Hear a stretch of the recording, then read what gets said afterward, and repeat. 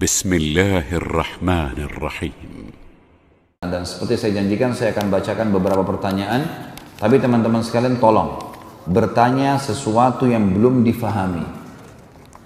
Dan kalau sudah pernah, dan sesuai dengan tema kita. Dari tadi pagi boleh. Dari tadi pagi sampai sekarang sesuai ditanya. Kalau sesuai dengan bahasan, insya Allah saya jawab. Kalau enggak usah teman-teman. Kalau sudah faham, sudah pernah tanyakan kepada seorang ustadz, sudah ada dalilnya, enggak usah tanya lagi.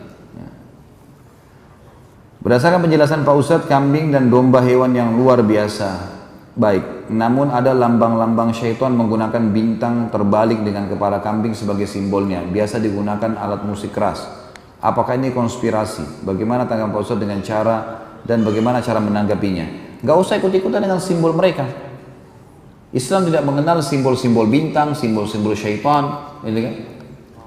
Dalam Islam kan tidak perlu antum mengenal, oh saya ini Sagittarius, saya Taurus, saya apa, enggak perlu semua. Enggak ada urusannya sama sekali. Sibuk baca tiap bulan ini saya dapat apa ramalan. Jodohnya lah, rezekinya lah, apalah, warna kesukaan, enggak boleh dalam Islam. Kata Nabi SAW, siapa yang mendatangi dukun, peramal, penyamun. Makna lain juga adalah membaca, melihat, mengikuti instruksi dukun, peramal, penyamun, penyihir, tidak diterima sholatnya 40 hari. Ada orang beli majalah khusus untuk baca itu. Paling pertama cari itunya. Ramalan-ramalan, ini semua tidak boleh. Siapa yang datang kepada dukun, peramal, penyamun, penyihir, bertanya dan percaya, maka dia telah kafir kepada apa yang diturunkan kepada Muhammad sallallahu alaihi wasallam. Jadi kita tidak usah terpengaruh dengan simbol itu. Gak ada hubungannya sama kita kan simbol itu. Ya udah biar. Kambing tetap kita anggap hewan yang mulia dalam Islam, tapi untuk disembelih dan dipelihara. Kita tidak seperti sebagian orang yang menyembah. Saya pernah lihat cuplikan, subhanallah, ada orang sembah sapi. Iya, sapinya itu dielus-elus, kemudian dia lewat di bawah perutnya, dianggap itu menyembah, minta berkah. Alhamdulillah atas nikmat iman, luar biasa ini. Ada yang sembah tikus. Iya, ada cuplikan banyak di YouTube tuh, menyembah tikus. Tikus itu bahkan diurus, dirawat, dikasih susu segala macam. Mendingan anak yatim ya, mendingan makan sendiri ya. Allah musta'an. Apa ibrah mengenai Ibrahim disembelih, Ismail alaihissalam disembelih setelah dewasa bukan 10 tahun, dan juga mengetahui Ibrahim dan Ismail membangun Ka'bah berdua? Tentu saja itu kuasa Allah subhanahu wa ta'ala. Allah subhanahu wa ta'ala ingin menguji imannya Ibrahim dan Ismail alaihissalam dan berhasil. Sebagaimana Allah sudah punya dalam ayat. Sisi yang lain memang Allah mau syariatkan hukumnya. Kejadian seperti ini kan kejadian besar. Otomatis manusia karena tahu kejadian ini maka mereka tertarik untuk mengerjakan gitu kan. Jadi hikmah dari ilahi, hikmah Allah subhanahu wa ta'ala. Kalau di sini dikatakan dan juga mengetahui Ibrahim dan Ismail membangun Ka'bah berdua. Perintah Allah kepada mereka. Karena perintah Allah datangnya untuk mereka berdua. Sebagaimana tadi dalam ayat sudah saya bacakan, saya jelaskan dalilnya tadi. Apakah ada sunnah bapak yang mengunjungi anak dan bukan sebaliknya? Iya, sangat boleh. Tentu saja kalau anak yang mendatangi orang tuanya adalah bagus, bentuk bakti. Tapi bolehkah seorang ayah yang datang mengunjungi anaknya? Boleh sekali. Ibrahim AS melakukan itu. Nggak ada masalah. Nabi SAW pernah mengunjungi rumahnya Zainab radhiyallahu anha, anaknya beliau. Abu Bakar berapa kali mengunjungi rumahnya Aisyah radhiyallahu anha. Banyak, nggak ada masalah. Orang tua mengunjungi rumah anaknya. Malah itu bagus, dia bukakan pintu kebaikan, contoh buat anaknya. Apa batasan muamalah dengan ahli bidah? Apa boleh senyum, salaman, bercanda? Kita lihat dulu teman-teman, bidah apa ini? Jangan sembarangan juga gitu. Ya, karena ada bidah mukaffirah, ada bidah yang sampai pada tingkat mengkafirkan. Seperti misal menyembah-nyembah berhala. Bidah kan berarti perbuatan yang baru gitu kan? Yang Nabi SAW tidak contohkan. Menyembah berhala, minta pakai jin, minta pada kuburan dan seterusnya, itu minta pada kuburannya ya, bukan minta pada Allah. Maka itu adalah mukaffirah, berbahaya. Kalau orang seperti ini diingatkan, dinasihati, diluruskan. Kalau tidak mau ya kita menghindar, menjauh dari dia. Kita menjauh, gitu kan? Kalau itu adalah bid'ah yang sifatnya bukan mukaffirah, dalam arti kata bid'ah yang memang tidak dicontohkan dalam Muhammad SAW tapi tidak membawa pada kekufuran. Maka ini tidak harus ditinggalkan. Kita memberikan salam, kalau orang bersalaman kita salaman sambil kita nasihatin tentunya. Sambil kita nasihatin, doain. Karena ini adalah sesuatu yang dia perlu dakwah. Insya Allah kalau kita niatnya baik mereka akan bisa berubah.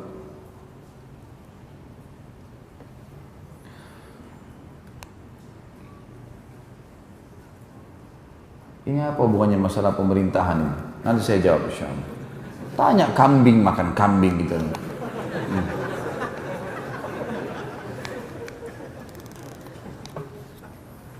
Ustadz, setelah daurah iman saya meningkat, apa bisa jadi kesyirikan?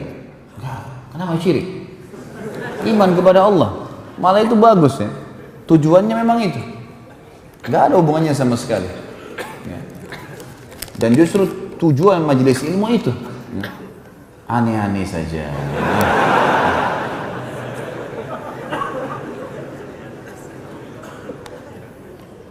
Kami adalah para pemuda yang baru berhijrah. Kami merubah penampilan kami dan mulai memelihara jenggot dan baru belajar tentang agama. Pertanyaan ini mewakili kami para pemuda yang hadir di sini.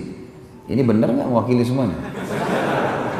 Berilah kami nasihat agar bisa tetap konsisten seperti ini, agar kami bisa tetap semangat dalam menjalani sunnah secara terus menerus. Teman-teman sekalian, sesuatu yang mengubah seseorang menjadi lebih baik adalah prestasi. Menjadi lebih baik adalah prestasi, dan tolak ukur kebaikan adalah sesuai dengan syariat Allah. Kalau antum berubah menjadi baik dan berada di rel agama Allah, berarti itu sebuah prestasi. Yang bukan prestasi teman-teman kalau kita terus dalam keadaan buruk.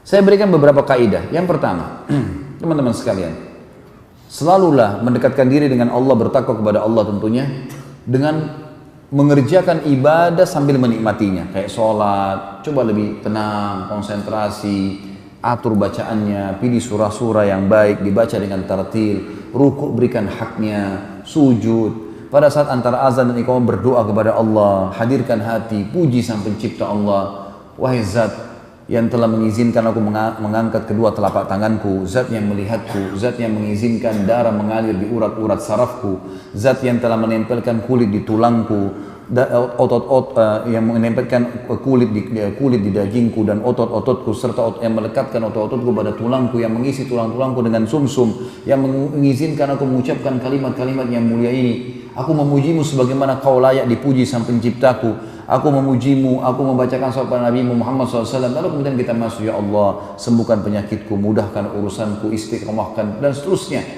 Biasakan berdoa, berzikir dengan tenang.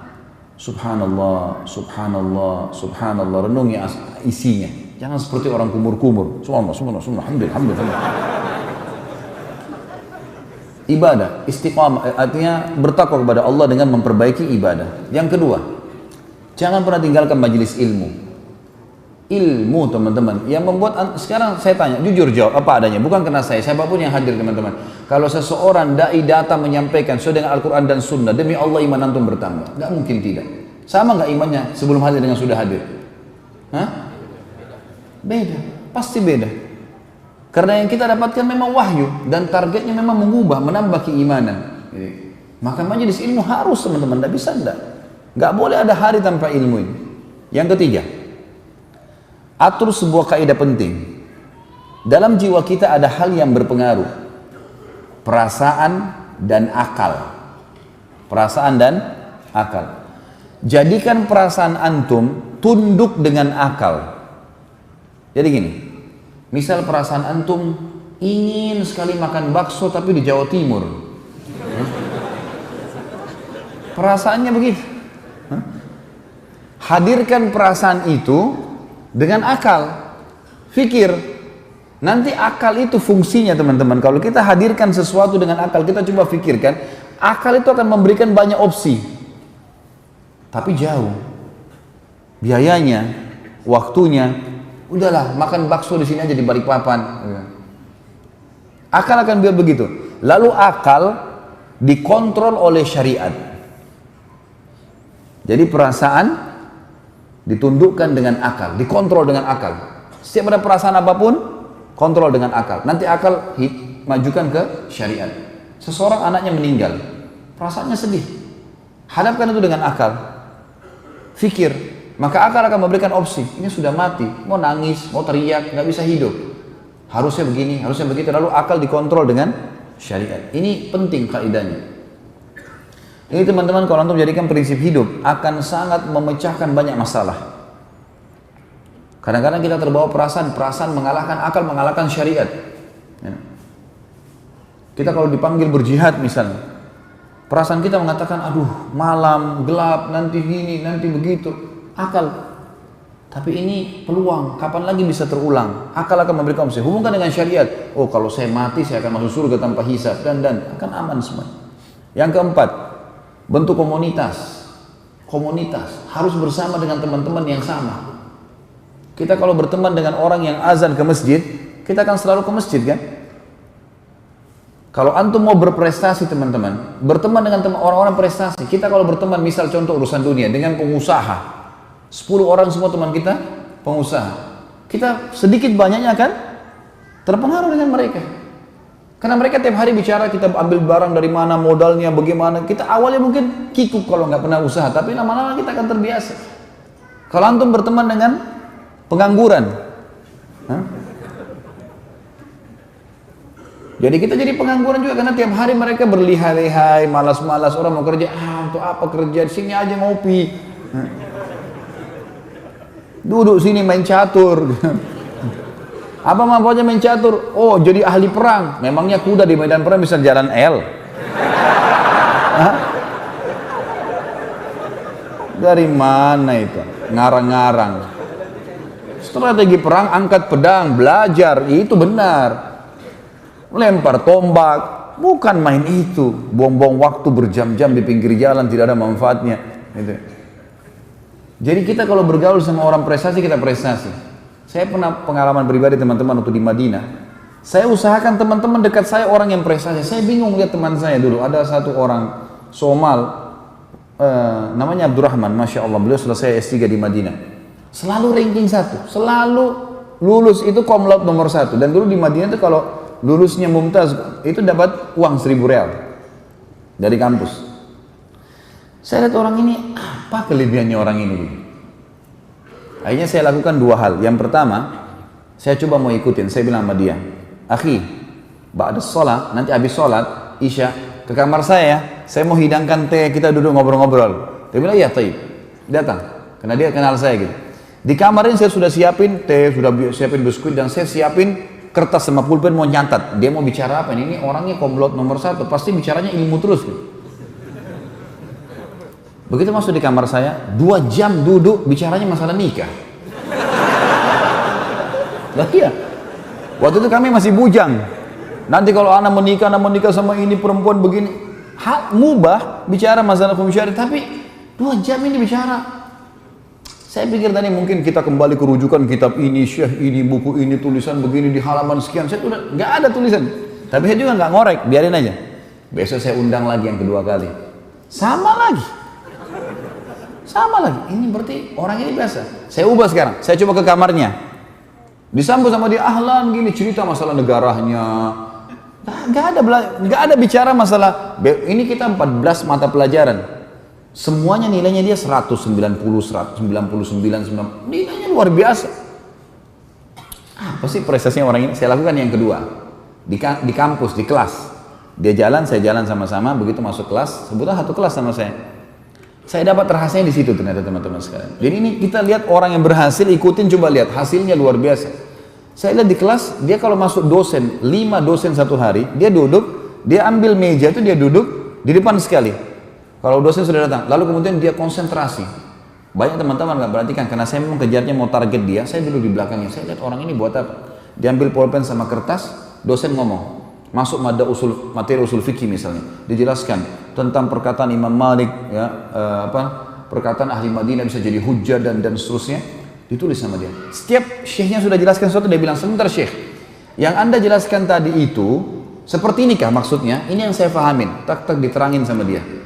Setelah itu dia bilang, benar nggak syekh? Syekhnya bilang benar, sudah begitu yang saya maksudkan. Tapi dia pakai terangkan dengan caranya dia. Baik, kalau saya jawab ujian begitu bisa nggak? Bisa. Oke, baik, jalan. Jadi dia ini di kelas teman-teman seperti dia sama dosen saja. Yang lain ini tidak dipedulikan sama dia. Dia belajar, tanya terus. Di belakang ada yang tidur, di sana ada yang tidur. Dan subhanallah, karena dia buat itu, jadi dia tulis di bukunya seperti apa yang dia fahamin dan dosen sudah ACC kan. Itu subhanallah, hari ujian, buku tulisnya difotokopi sama orang-orang. Semua mahasiswa banyak yang fotokopi dibaca bukunya. Saya jadi berpikir, berapa banyak pahalanya ini orang ini. Karena bukunya ditulis kan tebal, banyak tulisan dan 14 mata pelajaran hampir semua ditulis. Kemudian saya lihat, oh ini pahalanya besar sekali, sampai bukunya itu ditaruh di tempat fotokopian, orang tinggal tanya, buku tulisnya Abdurrahman. Nah, orang fotokopian sudah tahu. Oh iya. Saya coba buat sama, saya coba ikutin. Saya coba ikutin orang ini. Begitu masuk kelas, dia di sana, saya di sini. Dia bertanya, saya bertanya. Apa yang dia buat, saya buat, ciplak saja. Tapi memang bertanya tidak paham ya. Bentar Syekh, gini Syekh, dialog. Sampai akhirnya ada materi, ya kebetulan ini, karena saya senang sekali dengan sirah, yang makanya saya susun. Sirah ini ada dosen datang, beliau aslinya Afghanistan, aslinya tapi sudah warga negara Saudi. Beliau memang ketua waktu itu ketua bidang sejarah di kampus, di fakultas saya gitu, fakultas dakwah. Beliau bilang tulis semuanya, tulis. Jadi saya tulis, apa yang saya tulis. Awalnya teman-teman sekalian saya kegugupan juga nulis. Jadi kadang-kadang masih berantakan, sampai mungkin 3 bulan lah saya adaptasi. 3 bulan itu, alhamdulillah setelah 3 bulan saya bisa nulis ayatnya pakai tinta warna merah, tulisan umumnya pakai warna hitam, gitu kan. Sudah rapi. Sampai waktu dosen itu mau ujian, dia bilang, karena dia datang cuma ngobrol aja masalah sejarah. Dia bilang sama teman-teman di kelas kampus, siapa yang nulis materi saya selama 1 periode ini? Semua angkat tangan, saya juga termasuk teman-teman angkat tangan. Kemudian dibawa sama dia di rumahnya, lalu dia kembali. Lalu dia bilang, subhanallah kalimatnya dia bilang, yang bisa saya referensikan ini, punyanya Basalamah nih, buku tulis. Padahal itu waktu itu ada bukunya si Abdurrahman. Gitu kan. Direferensikan untuk difotokopi itu dibaca gitu. Waktu hari ujian, itu buku saya sama bukunya Abdurrahman, dua-duanya sama-sama. Difotokopi orang-orang. Gitu kan. Dan pada saat lulus, nilainya sama nilai saya tidak jauh. Sama-sama, betul dia misalnya lebih tinggi dari saya, Masya Allah, tapi sama-sama dapat 1.000 real. Sama-sama lulus dengan mumtaz gitu kan. Oh ternyata caranya cuma dekatin orang prestasi. Kita dekatin pengangguran jadi pengangguran. Saya di Jakarta berteman sama, saya kalau ketemu orang ini prestasi nggak dia? Gitu. Saya ngobrol sama dia, ada manfaatnya nggak? Mungkin urusan pendidikan anak kah, usaha kah, masalah keimanan kah? Kalau duduk ngobrol kosong untuk apa? Apa manfaatnya? Harus seorang mukmin punya nilai, detik hidupnya mahal gitu. Jadi antum harus bentuk komunitas. Kalau satu orang jalan dengan baju koko sendiri dengan kopiah, dia masih malu. Tapi kalau dia jalan dengan 5 orang sama-sama semua penampilannya, seorang akhwat jalan pakai jilbab besar atau pakai cadar sendirian, masih malu. Tapi kalau 5-10 orang yang jalan, beda kan? Maka komunitas itu penting sekali.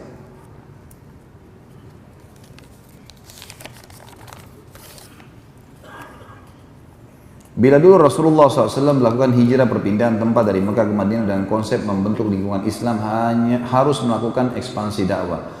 Apa kita sekarang meniru apa yang dicontohkan Rasulullah SAW, mau bimbingan aplikatifnya di zaman kita sekarang? Karena banyak fitnah akhir zaman dan media merusak pemikiran umat Islam. Sebenarnya kita belum bicara tentang Rasulullah SAW ya. Ini nanti akan ada nanti. Kita akan bicara panjang lebar tentang hijrah Nabi SAW, hikmah-hikmahnya, banyak pelajaran yang kita bisa ambil. Saya kasih garis besarnya. Tentu saja hijrah itu bisa makna umumnya, makna yang memang difokuskan adalah pindah dari wilayah kafir ke wilayah Islam. Itu hijrah. Nabi SAW hijrah dari Mekah ke Madinah karena Mekah tidak bisa berkembang dakwah. Saya sempat singgung tadi pagi dan sekarang saya ingatkan kembali, 13 tahun dakwah Nabi SAW di Mekah, teman-teman sekalian, itu yang beriman kepada Nabi cuma 153 orang. 83 orang itu hidup di negeri Habasyah, 70-nya itu hidupnya di Mekah bersama Nabi SAW. Jadi 69, 70 sama Nabi SAW. Bayangkan sedikitnya orang beriman dan susahnya pada saat itu. Apalagi pada saat ini kita pelajari meninggalnya Abu Talib dan Khadijah radhiyallahu anha. Pada saat meninggal 2 orang ini, makin banyak siksaan yang datang kepada Nabi SAW. Maka terdesak dan Allah Subhanahu wa taala memerintahkan untuk hijrah.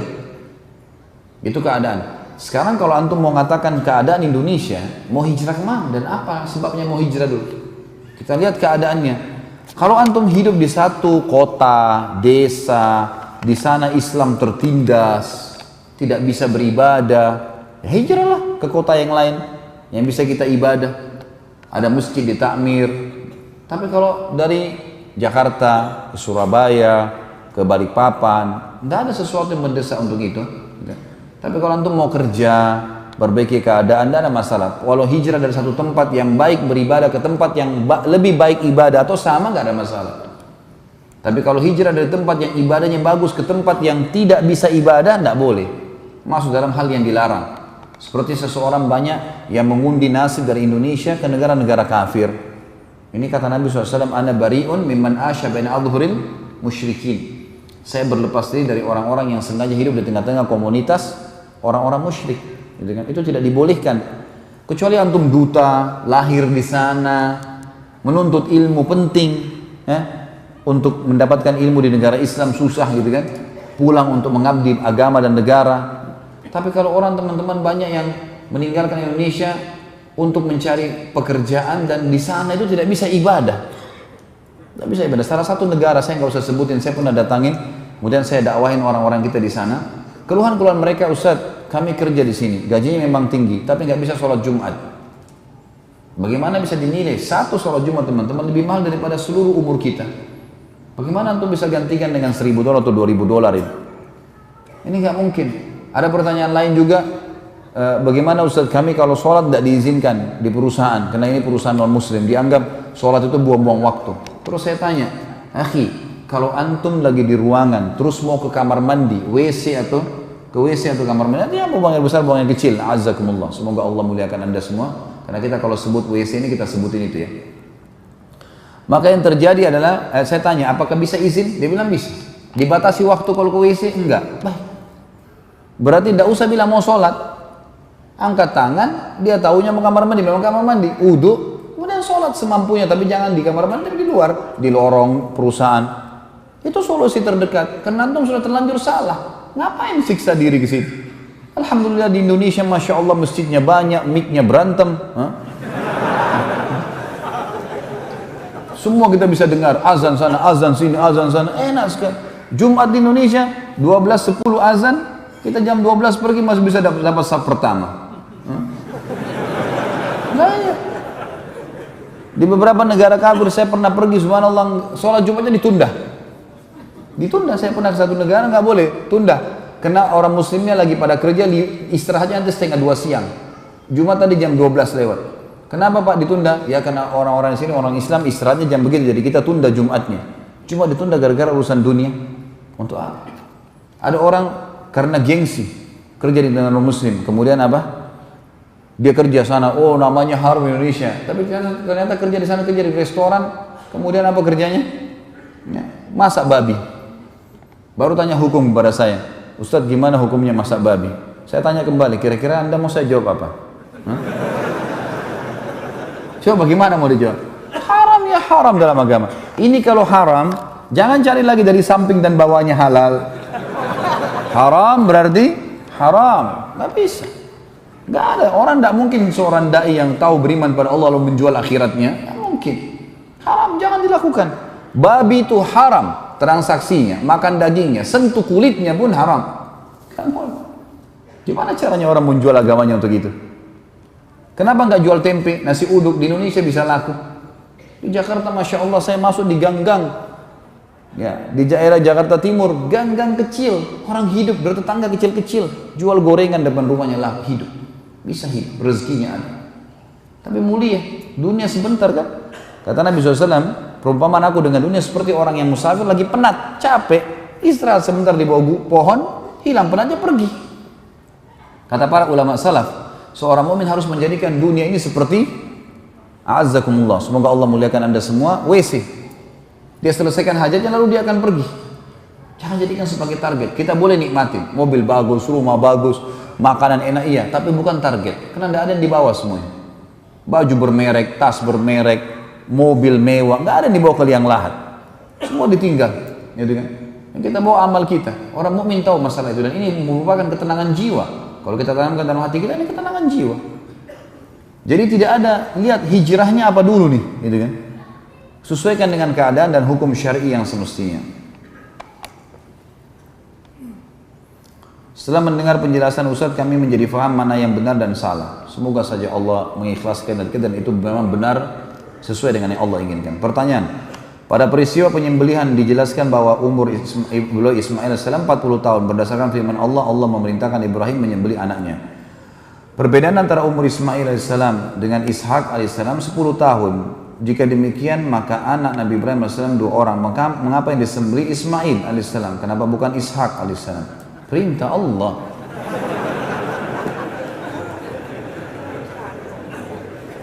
Saya rasa kronologisnya, mengapa demikian? Saya rasa kronologisnya salah. Bukankah Nabi Ibrahim AS ketika baru punya anak satu-satunya Ismail pada peristiwa penyembelihan? Subhanallah. Bukankah kita ceritakan kalau Ismail dan Ishak beda berapa tahun tadi? 1 tahun. Kan gitu. Waktu Ismail masih bayi 1 tahun, ya, sebelum dibawa ke Mekah, Sarah sudah melahirkan Ishak. Gitu kan? Sudah melahirkan Ishak sebelum dibawa Hajar ke Mekah. Berarti dikatakan sejarah 10 tahun ini perlu diteliti lagi kembali. Gitu kan? Dan kenapa Ismail? Hikmah Allah. Karena Ismail dulu di Mekah, Ishak di Palestina dengan ibunya. Terus Nabi Ishak punya kisah sendiri ya. Panjang kisah Nabi Ishak itu. Ada kisah riwayat sendiri. Nanti akan ada insya Allah dalam serial Nabi-Nabi. Ishak nanti punya anak Yakub punya anak Yusuf. Diceritakan panjang lebar kan. Kisah Nabi Yusuf alaihissalam itu kisah sendiri. Kita belum masuk ke sana karena kita ceritain Mekah. Gitu kan. Jadi itu hikmah dari Allah Subhanahu Wa Taala. Nanti akan kita juga pelajari ke depannya ada sabda Nabi SAW yang mengatakan, Ana ibnu dzabihain. Saya anak dari 2 orang yang akan disembelih dan tidak jadi. Nanti akan ada kisah Abdullah, ayah Nabi SAW yang tidak jadi disembelih oleh ayahnya Abdul Muttalib.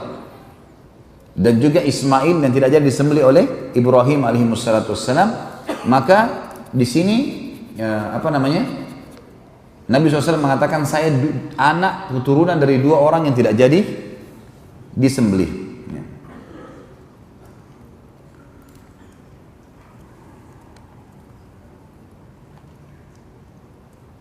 Saya mau tanya, saya pernah mendengar, ini sebenarnya di luar tema ya. Saya pernah mendengar kajian sunnah di YouTube. Ustadz tersebut menyatakan bahwa orang yang mengaku keturunan Rasulullah SAW di Indonesia nasabnya terputus dari Ali Al-Muhajir, Ahmad bin Isa Rumi. Apakah benar demikian Ustadz? Saya telusuri di internet, Ali Al-Munajir adalah keturunan Husain radhiyallahu anhu. Dan siapa sebenarnya Ali Al-Muhajir itu? Mohon penjelasannya.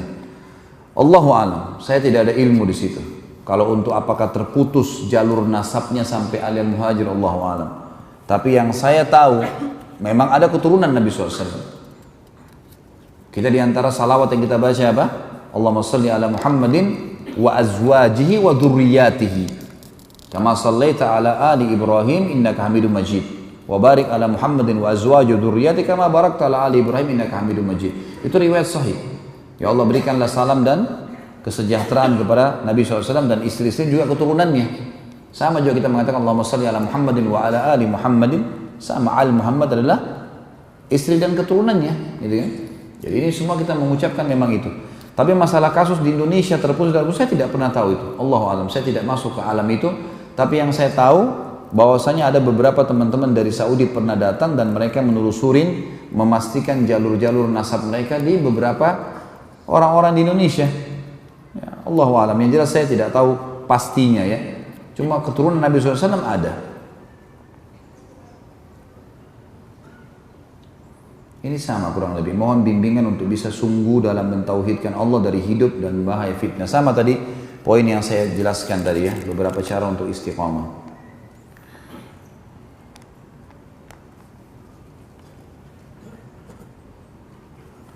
Baik, sesuai dengan tema dulu ikhwan ya.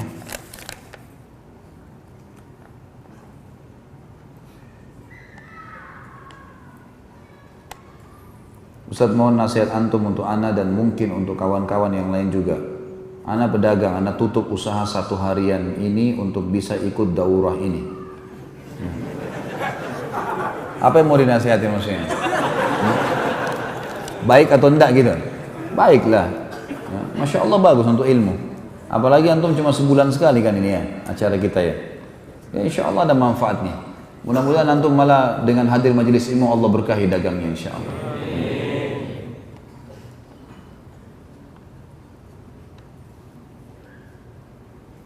Ini juga masalah keluarga. Tidak usah bawa masalah cerai, masalah nikah. Nah.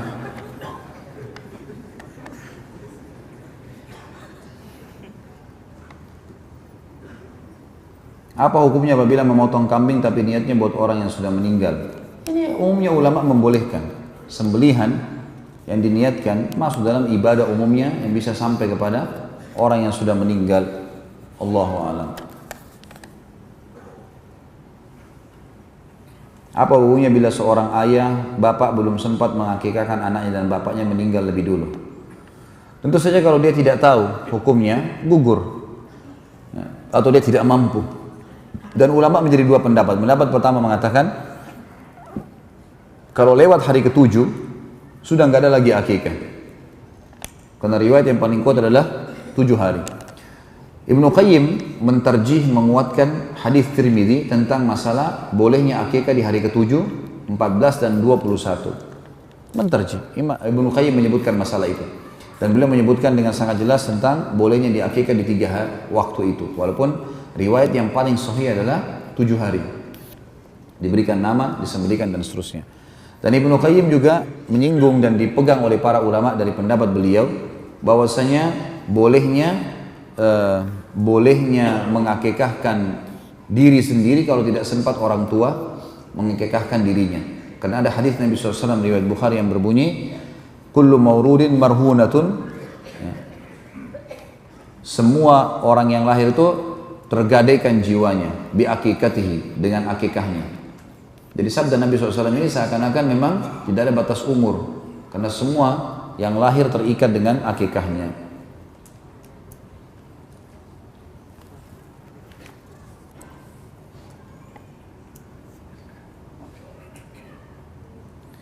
Dulu waktu kecil hampir selalu dengar nama Siti, seperti Siti Fatimah, Siti Aisyah, Siti Khadijah, Siti Hajar, Siti Sarah. Sedangkan setelah mendengar beberapa kajian Ustadz sangat Ustadz tidak sekalipun mengucapkan Siti pada Aisyah dan Fatimah. Sebenarnya apa yang dimaksud dengan Siti? Saya juga tidak tahu. Kenapa harus ada Sitinya? Mana dalilnya ada Siti ini? Yang saya tahu cuma ada di kita ya, mungkin di Asia Tenggara, mungkin di Indonesia, di Malaysia. Saya tidak tahu juga Malaysia, jangan bawa-bawa negara orang lah.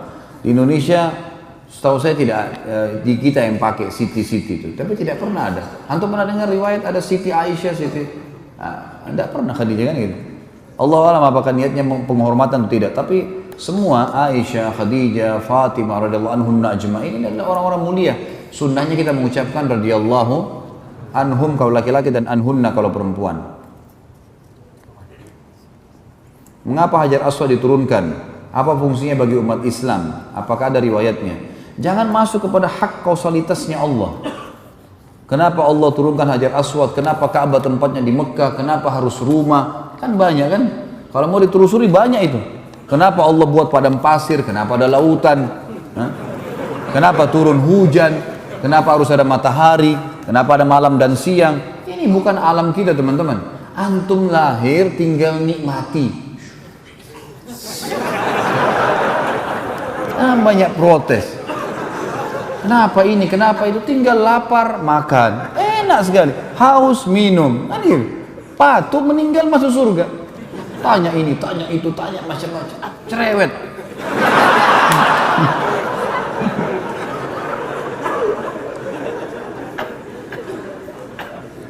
Baik, mungkin ini saya teman-teman sekalian. Di sini ada disebutkan juga bagaimana hukumnya kita sholat di masjid yang bukan sunnah, apalagi disuruh jadi imam. Apa solusinya? Ada masalah. Kenapa? Kecuali kalau masjid itu ada kuburannya, ya, yang jelas-jelas dilarang. Ulama fikih membahas tentang masalah apa hukumnya sholat di belakang imam yang majhulul hal. Majhulul hal ini antum nggak tahu siapa orang ini imamnya, tapi antum masuk masjid sudah sholat dia, sah sholatnya, karena kita tidak tahu. Tapi kalau antum tahu jelas orang ini orang berbuat kemusyrikan, orang ini melakukan hal-hal yang memang jauh dari agama, kalau majhul hal itu bisa saja dia ahli maksiat atau orang fasik atau masih ada pelanggaran agama, ya insya Allah pelanggaran agama itu masih bukan hal yang membawa pada kekufuran, gitu kan? Kalau antum dapat sebuah tempat yang alhamdulillah antum bisa lebih tenang, masjidnya sesuai dengan sunnah, alhamdulillah. Apalagi kalau antum disuruh jadi imam itu positif, tunjukkan imam. Lakukan seluruh sunnah Nabi SAW dengan suara yang bagus, dengan sholat yang benar. Zikir habis sholat pun itu bukan menghilangkan suara ya.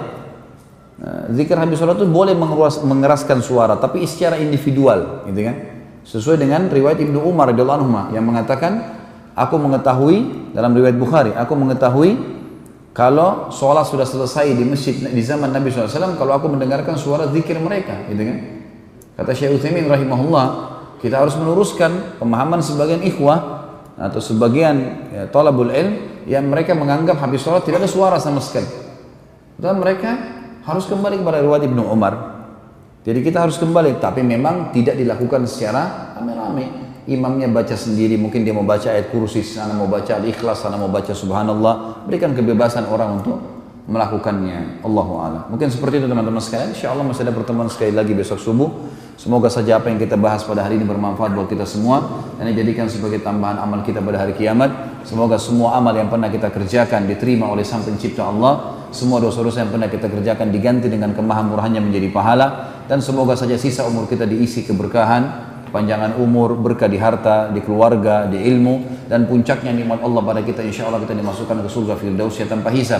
Dan selalu kita doakan saudara kita di Palestina, di Syria, di Yaman, di Irak, di Myanmar, di Ahsa, dimanapun mereka berada yang sedang tertindas. Semoga Allah ikhlaskan niat mereka, terima para syuhada mereka, muliakan Islam di tangan mereka, dan juga semoga Allah partisipasikan kita bersama mereka di pahala, baik dengan doa, dengan harta, juga dengan jiwa kita. Dan semoga Allah dengan kemahamurahnya menyatukan kita semua di surga Firdaus tanpa hisab, sebagaimana ia satukan kita di majlis ilmu yang mulia ini. Kalau ada benar dari Allah, pada saat dari saya mohon dimaafkan. Subhanakallahumma wa bihamdika, asyhadu an la ilaha illallah, astaghfirullah wa atubu ilaih. Wassalamualaikum warahmatullahi wabarakatuh.